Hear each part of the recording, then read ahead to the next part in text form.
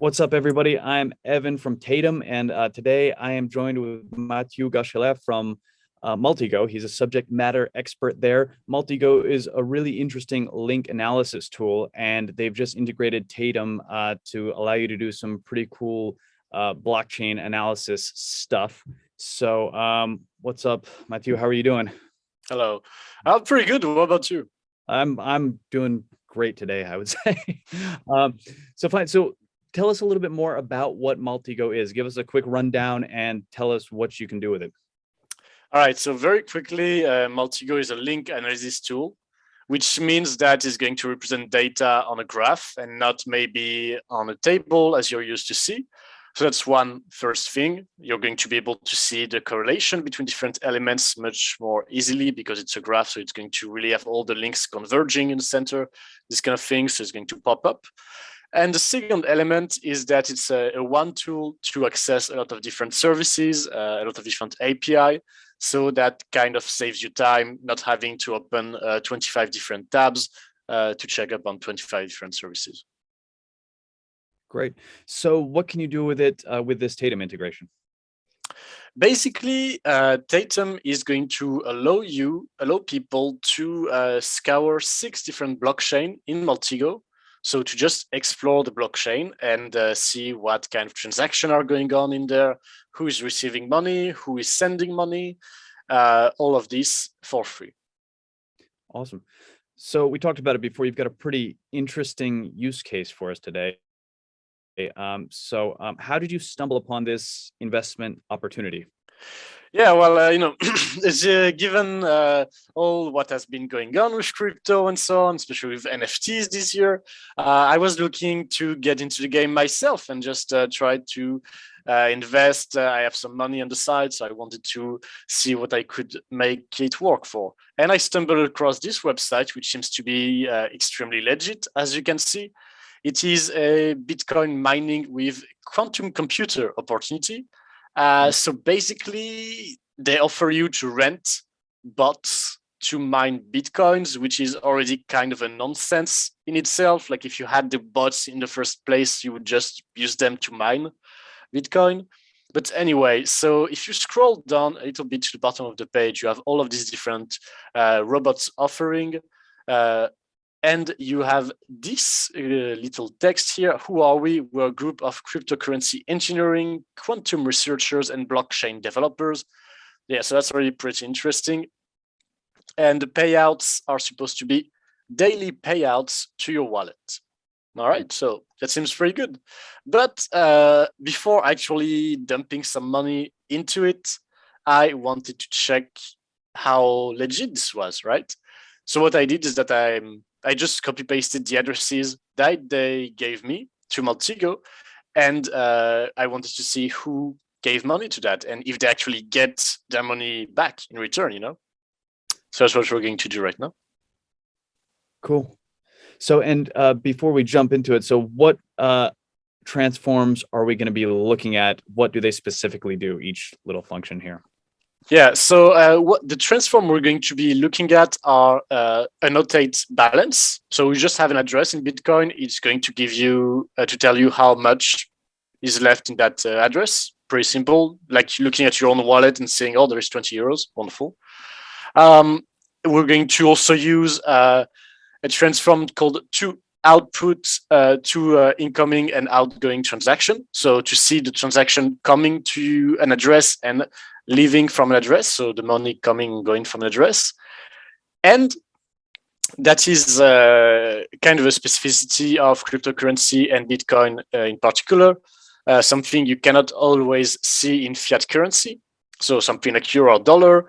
Let's say I go to buy a panini. I give 10 euro to the cashier takes 10 euro, give me a panini, that's great. There's only one person giving money, one person receiving money. In Bitcoin, things can be a bit different. You can have several people participating in a transaction and several people receiving in a transaction, right? So this could be, for example, all of my friends and myself going to the panini place, and we pay for a panini, but we also pay for something else that is unrelated on another street, and this is a way to mix different transaction and gives a bit of cloaking to this transaction. Interesting. So it sounds like it can get pretty complicated pretty fast. So yeah, that's also the point of looking at it in Maltego, you know, the graphical link analysis tool. Everything is under your eyes. It's not just a page or a line. It's a little bit easier to visualize, as we're going to see right now. Awesome. So we're just going to start from the Bitcoin address they gave us. And the first thing we want to see is if anyone actually gave money to that address, right? So usually for this kind of services, they generate one address. I mean, for Bitcoin in general on the web, if you don't have like a specific account or something to prove that you sent the money to that address, they would generate one specific address just for you to send money at. This way, if money is sent to that address, they know it's you. But here, not first, but another red flag, this address is the same for anyone. You don't need to authenticate, you don't need to do anything. So it's just going to give you an address and go on, send money, trust us, you're going to get some back. So we're going to see if anyone has been donating money to that. All right, we had 9 incoming transactions. So that's interesting. The first thing we want to check is actually the input addresses in that. So as we said, in a transaction in Bitcoin, you can have several benefiters and several people actually giving money. So we're just going to check the input addresses, the people actually giving money in that transaction. Okay, and it seems that for once, things are simple, and there is only one Bitcoin address per transaction. So that's interesting. Let's take a look at the time of the transaction. So as we can see here, this one was made 15th of October, 2nd of October, 15th of October, 18th of October, and so on and so on. So I'm showing you that because they say daily payouts, right? And they say return back to your wallet. So we should see, if they are honest, we should see incoming transaction returning to these addresses at least one day right after. So we're just going to try and see that if they're really coming in, if the money is really coming in. So we're going to do to input transaction once again, and see what kind of money is coming in, if they're actually getting their return on their investment, and if so, how much. All right. So as we can see, some of the addresses went under the graph. This is because of when you do a transaction in Bitcoin without getting into very complicated details, you sometimes have to have another little transaction coming back to your address, and this is going to change the order of the graph. So I'm just going to put the transaction right back, the address right back on top, and we can see that some of them indeed have transaction coming back. Are they actually from the people renting the bots? We don't know, and it would take quite a lot of time to investigate, but we can look at some other transactions, some other addresses. For example, this one, only one outgoing transaction, only one incoming transaction. The outgoing transaction was made the 15th of October at 12:39, and here the 13th of October at 07. So what this means is that there is only one incoming transaction to that address and only one outgoing transaction. So this person, the person operating that address, used money to actually give to that bot renting service, and they never got anything back because this transaction was made before this one. So that's already quite weird for something that advertises daily payouts, and it's been now, quite a lot of time, almost 2 months. So yeah, they didn't get their money back. If we take a look at these ones, so that was made 15th of October, and this one, 15th of October, but at 10:54, and this one was made at 6:42. So this one is also has been made before this one. Yeah, so we could continue quite a bit, but the point is that several people donated to that and didn't get their money back. So that's already something quite concerning, I would say, if we want to really go on and give money to that or invest in these ASIC quantum miners. Sure. So that's really quite kind of a red flag. The next thing we can do with Tatum, of course, is follow the money, where it is going, and see what happens to it, and if we can trace it to possibly an exchange, a dark market, or maybe a Bitcoin Tumblr, which is a privacy service for Bitcoin. If we can trace it to an exchange or something else, this could mean the funds have been cashed out and the people just definitely scammed. So we're going to see what's up with that. To do so, we're simply going to run to output transaction to see what are the output transaction made from this address, where has the money gone. And we got several transactions. We're going to see the output addresses, what are the addresses receiving the money. Very good. So we have several. And from all of these addresses, we would like to know where the money went. So we're going to do again 2 output transaction. Just going to wait a little bit for that. And it seems one has been doing a bit more transaction than the other. If we look at this one, we can see here 26 transaction, whereas all of the other one only had 1 transaction. So that's quite interesting. Something we are going to do then is check how many Bitcoin came through that address. To do so, we're going to use toDetail, annotate address balance. And this is going to give us a quick rundown of how many Bitcoins went through that address. And we got 4 Bitcoin received and 4 Bitcoin sent. So that's at one point earlier this month, that was $2,000, maybe a bit less now, but that's still quite a hefty sum of money. So what we're going to want to do now is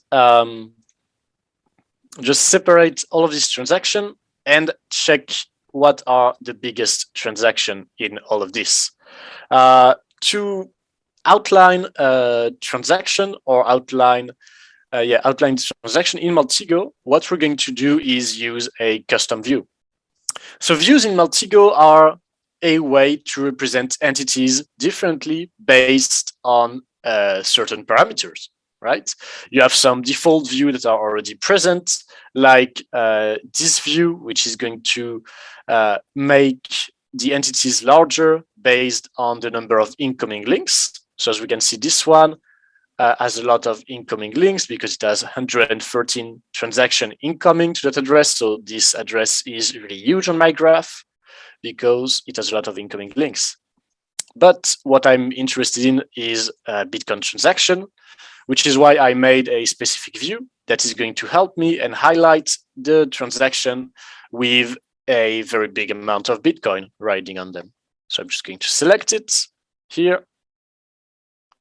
And I can see already that there are several that have a lot of Bitcoin involved. To know how much, I can just click on transaction and read here. So 421 Bitcoins, that is a quite heavy, it is a gigantic amount of money. Here again, 270 Bitcoin, 260 Bitcoin. Here we have 70 Bitcoins, 660 Bitcoins, 106 and almost 400 Bitcoins. There's no need to look at all these transactions. The point is, this is an enormous amount of Bitcoin that is being moved through and in which this address has been participating. So this address might be tied to an exchange or a darknet market, this kind of things. So this is the kind of things we're going to want to investigate. And to do so, what we're going to do is actually use another integration in Maltego, which is CipherTrace. So CipherTrace is going to do some correlation for us. All right, let's come back to a normal view, and is going to tell us what to which wallet an address belongs to. So we're just going to select all of the addresses that the scammer, or sorry, the person renting the bots have been giving the funds to, and we're just going to check who actually the scammers gave money to from the funds that were given to them. So we're going to go to CipherTrace, to wallet, and see where that end up. All right, we have two results. The first one is FTX, which is, as we guessed, an exchange, right? There is not always that many people that can move such an enormous amounts of Bitcoin. And the other wallet that we get, the other return we get, is actually A1 quality card, which is a dark market. So if you needed another, so dark market, for those who don't know, is a market on the dark web that's going to sell you often illegal goods. And this one, given by the name 1A quality card, is probably a carding forum where people pay for information related to credit card in order to then commit fraud, for example, and try to cash out on these stolen credit card. So just to recapitulate a little bit what we did, we started from a pretty shady looking web page. We wanted to check if it was real, if we were going to be able to earn literally a year's salary every month while doing nothing. And it appears that no, because several people donated and a lot of them didn't get their money back. For the other one, we're not sure. This would require further examination. And when we trace the money and see where it is going, it has either been cashed out or used on a darkened market. So both of these options are not very enticing for us. Wow. Well, yeah, that's really amazing to see how it's all working behind the scenes with these. I mean, it's a shame that, cryptocurrency does get a pretty bad rap for being associated with stuff like this, but it's really cool to be able to see how you can uncover it using tools, related to the blockchain. And yeah, I guess the old adage applies that if it seems too good to be true, it usually is, even with cryptocurrency. Yeah, unfortunately. For sure. So, I mean, supposing Maltego didn't exist, there was no Tatum integration, how would investigators trying to figure this stuff out have to go about it? Well, what you would do in that case is really using other tools, like, for example, something available right now, if you want to look at it, is Wallet Explorer, something like this, which is going to give you a historic of a particular address. The problem is that when you do that kind of investigation using Wallet Explorer, you're going to, all right, so this address right there gave to all of these addresses. So you're going to click on these, and it's going to open already. You have 5 new tabs that are open. Then you click on the addresses. That's going to open 7 new tabs, and so on and so on and so on. So you can get 2 levels deep, and you're going to have 50 tabs and a brain about to explode. Sure. So it's just tedious and just manual investigation is what you'd have to do, basically.